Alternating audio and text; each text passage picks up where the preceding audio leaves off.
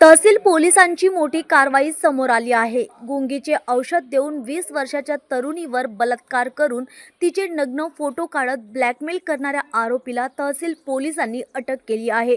तहसील police ठाण्याच्या police उपनिरीक्षक पल्लवी गोस्वामी यांनी दिलेल्या माहितीनुसार ही घटना 30 डिसेंबर रोजी रात्री 10 वाजताच्या सुमारास उघडकीस आली. ढोल ताशा पथकाच्या माध्यमातून आरोपीशी तिची ओळख झाली होती. मैत्रीचा गैरफायदा घेत आरोपीने तिला गुंगीचे औषध दिले आणि त्यानंतर तिच्यावर अत्याचार केला आणि नग्न फोटो काढून ब्लॅकमेल करण्याचा प्रकार केल्याचे तपासात निष्पन्न झाले आहे. या प्रकरणी आरोपी विरुद्ध गंभीर स्वरूपाचा गुन्हा दाखल करण्यात आला असून आरोपी सध्या पोलिसांच्या ताब्यात आहे.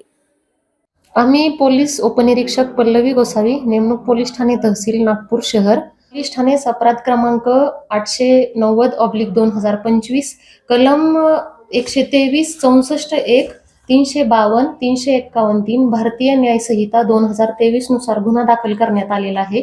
सदर गुन्ह्यातील पीडिता ही ढोल ताशा पथकामध्ये तिची एका आरोपीसोबत म्हणजे मुलासोबत ओळख झाली. त्या ओळखीचं रूपांतर प्रेमामध्ये झालंय. तर ते एकमेकांशी बोलू लागले. त्यानंतर यातील आरोपिताने पीडितेस वारंवार एका खाजगी हॉटेलमध्ये नेऊन तिच्यावर शारीरिक अत्याचार केले आणि त्याच हॉटेलमध्ये त्यानं कोल्ड्रिंक्समध्ये गुंगीकारक औषध देऊन पीडितेचा असहाय्यतेचा फायदा घेऊन त्याचे न्यूड फोटो बनवले, आक्षेपार्ह व्हिडिओ बनवले. त्यानुसार पीडितेला वारंवार धमकी देऊन, तिला जीवे मारण्याची धमकी देऊन, धमकावून तिच्याबरोबर शारीरिक संबंध केले. तशा ह्याच्यावरून पोलीस ठाणे सदरचा गुन्हा दाखल करण्यात आलेला आहे. याचा तपास आम्ही स्वतः करत असून यामध्ये काल दिनांक 29/12/2025 रोजीच आरोपीस तात्काळ अटक करण्यात आलेली आहे.